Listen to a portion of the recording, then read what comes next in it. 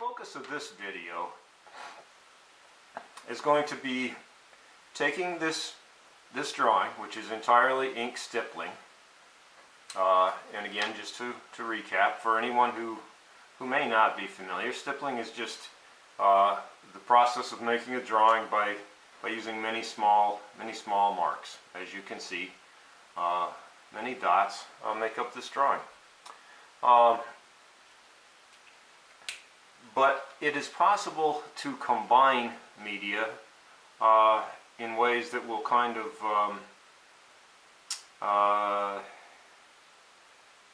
sort of extend the possibilities, I think, a little bit. I like being able to combine media in ways that sort of utilize each media's strength. I like the precision and the sort of built-in dramatic contrast of ink, but I like the softness and the sort of ability to work charcoal and graphite a bit more.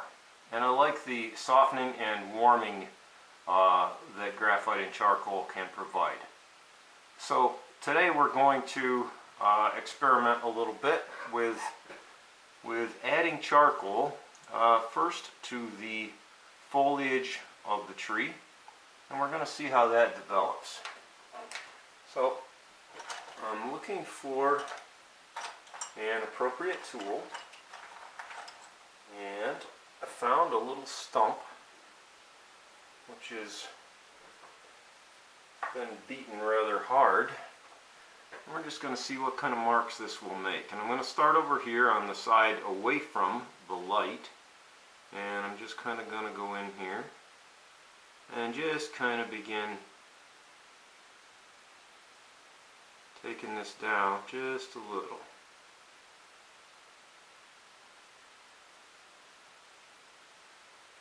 And I'm kind of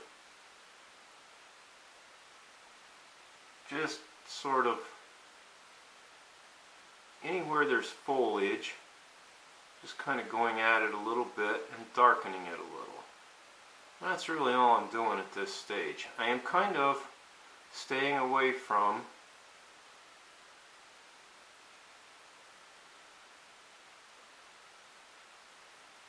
the very edges because I want to keep them light.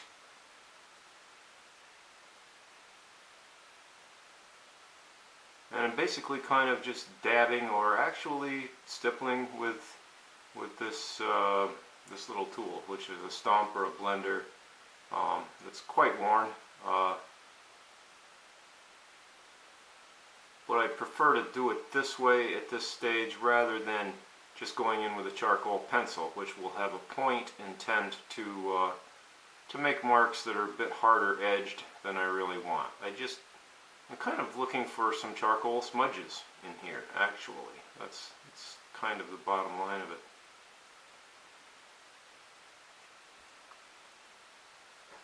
As we can see, this is already kind of darkening things down quite a bit, which is nice. And I'm just kind of going to take things down to a relatively uniform dark. And then we'll see what we can do to develop it further. So, and over here on the lighter side of the tree, I'm going to leave like the outer surface kind of that's where light is falling. I'm going to try and kind of leave that not much darker. Just kind of work my way from the back side or the underside, let's say, of this area of the tree's foliage, and just kind of work into that mass of foliage like so.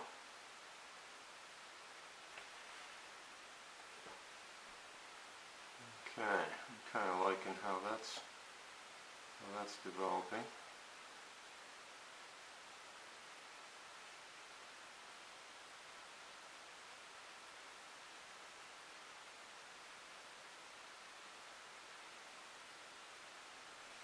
Okay, so that's kind of given us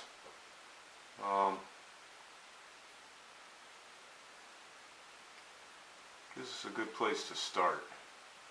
Kind of got the darks more or less, I think, where I'd like them to be. And now what I'm going to do is I'm going to take a kneaded eraser, which is just a kneaded art gum eraser, just rolled to I think in this case I'm going to leave it a fairly sharp point, just to begin with, because there's a couple little things I just want to. That didn't really help. There's still a mark right there that I don't care for, so we'll have to. I think I'm just going to go in there with a charcoal pencil, which is a 2B. I'm just going to go right in there next to that dark mark and just kind of stipple around it, so I can just sort of push it back in a little bit. And that's kind of what we're doing there.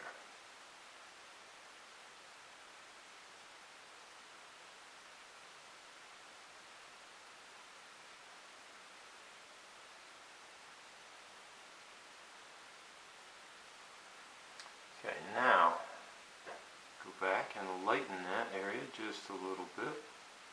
And it starts to disappear into its context, which is nice.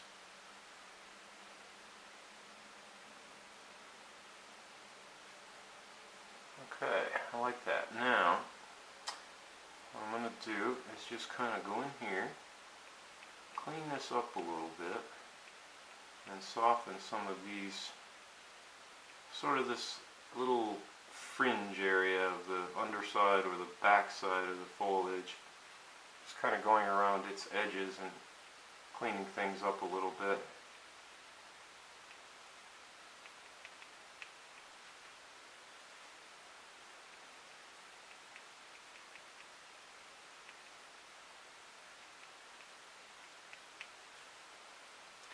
And I'm kind of blunting the point that I've rolled this eraser to. So the point is a bit more blunt, so that it kind of creates softer, somewhat larger and softer shapes. Essentially I'm looking to just kind of approximate the feeling of clumps of leaves, etc. Kind of liking that. That's a good start.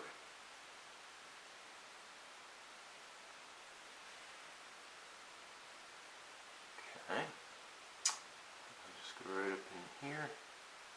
Anywhere where the light source is illuminating most brightly this area of the tree, these top edges and stuff, I'm just going to go along and make sure they're good and clean. Like that.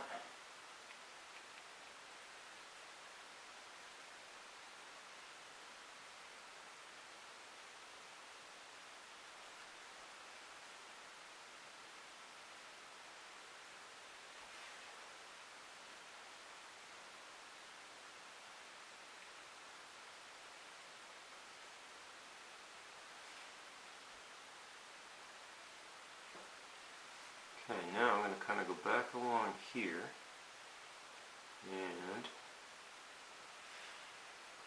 just kind of keep doing the same thing.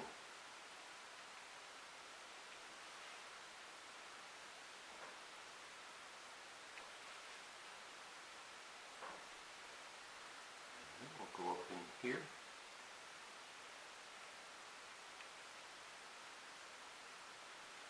And when you're doing this and you're picking up a fair amount of material, your eraser is going to get dirty pretty quickly. So it's good to keep just kind of folding that tip over and rolling a new one.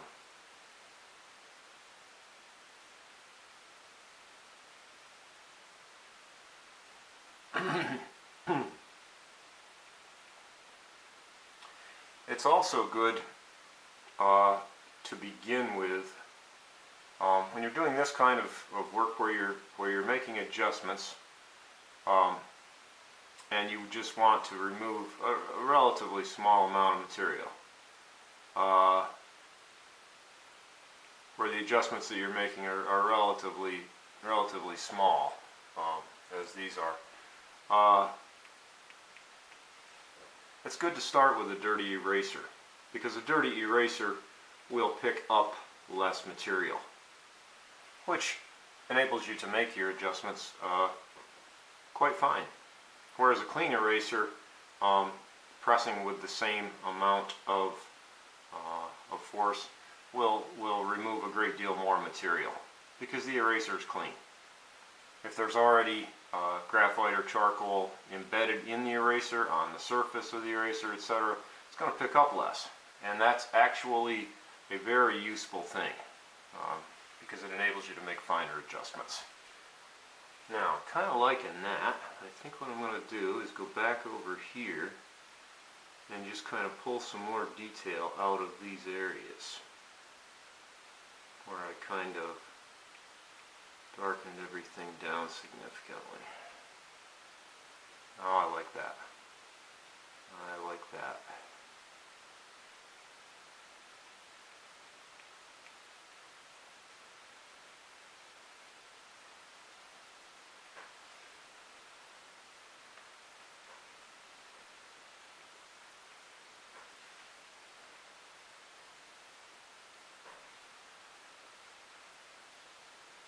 Okay, I'm going to take a moment and sharpen this pencil.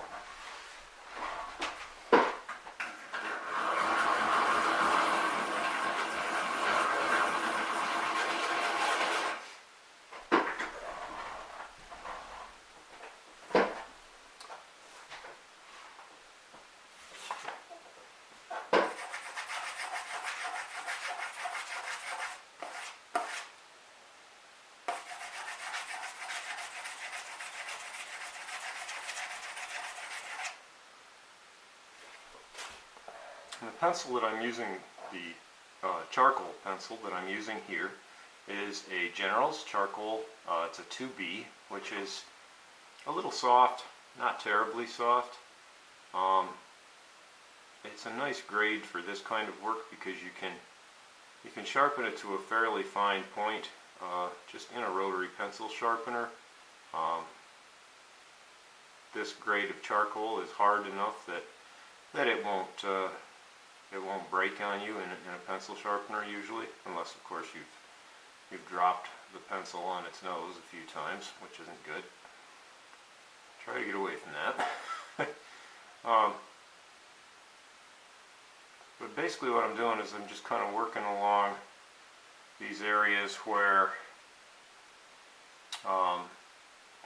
an ink line or whatnot has created a tiny ridge on the paper. And so when I kind of applied the charcoal earlier and then kind of lightened it as well,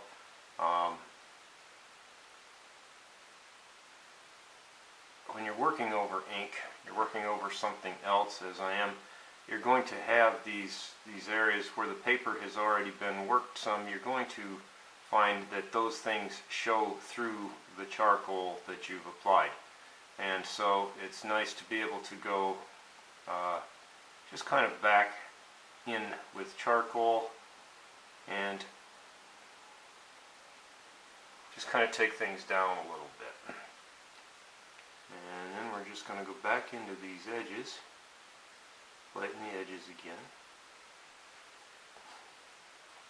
As you can see, this is just another process of adjustment. It's just darkening, lightening, taking a little off, putting a little back. It's not a process that's for everyone, because it's not quick. It's a little labor intensive. But there are pretty big upsides too. It's not a part of the process that requires a great deal of thought. You're constantly examining each tiny area that you're adjusting, etc. If you're stippling from scratch, as I was earlier, that's a little different, but not a great deal different. Essentially here I'm just, kind of developing foliage, smoothing areas, fixing stuff that I don't like, essentially just kind of working distractions out of the drawing. So again, none of those decisions are terribly demanding. There's plenty of mental processor left over to be listening to podcasts or music or whatever whatever sort of input you like while you're working. Some folks listen to, some folks have movies playing, some folks have, concerts, whatever you enjoy. But the reason that I got on this train of thought is just to suggest as well that I think for many people who use the technique of stippling in their work, I think many of us have found that it's also quite meditative as well. Again, it's a demanding process in the sense that it is time consuming, it is labor intensive. You are going to be sitting here doing this for a little bit, if you're as fussy as I am. But there are ways to make use of the part of your head that really isn't occupied much. It's just kind of along for the ride. And silence is good too. Just kind of turn off the media and give the phones a break and the computer a break, and just kind of pay attention to what's going on, pay attention to your breathing, just kind of be in the moment without thinking much about it. And these are good times for learning, for prayer, for considering questions that you're dealing with or whatever. Again, stippling can be quite meditative, and I think that's just a lovely thing about any kind of work that you're doing, which sort of allows you to be thinking about some other things as well. Which certainly isn't the case with a lot of kinds of work, and it's not the case with a lot of kinds of work that I do in terms of just simply the art. But this kind of work, very useful to be able to just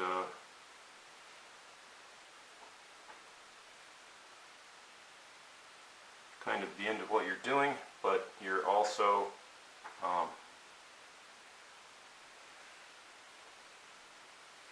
free to be considering other things, thinking about other things, enjoying other thought. So, okay, I like where this is at. I'm going to go right back there and do a little bit right there. That seems like it's kind of taking that down a little bit too far, so I'm going to go right back in here.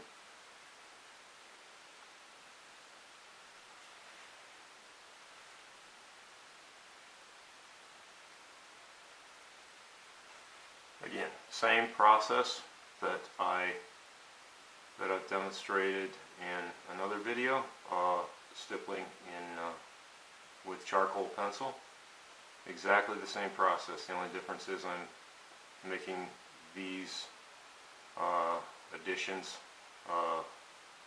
layering stippling on top of an ink drawing. Essentially to soften it, to warm it, and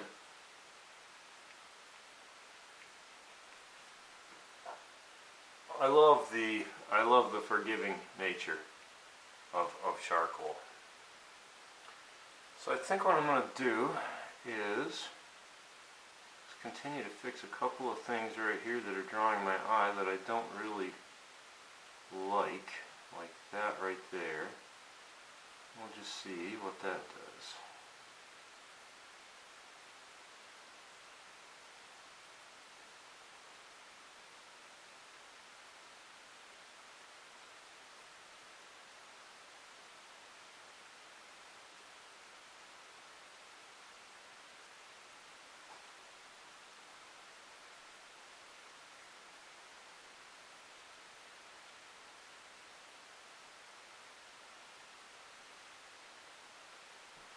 A little bit dark right in there.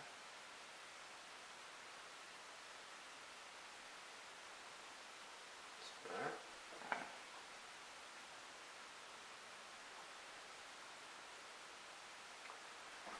I think we're going to go right up in here. Just kind of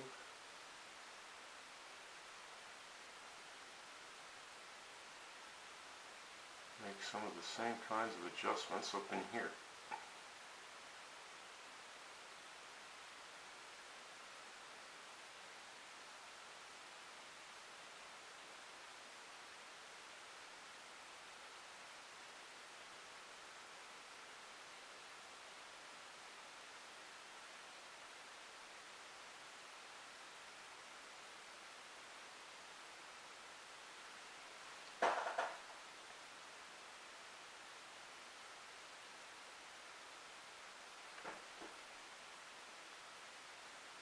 And again, I'm just kind of between each sort of little segment that I'm working on. Every few moments I'm just kind of leaning back and having a look at the slightly bigger picture.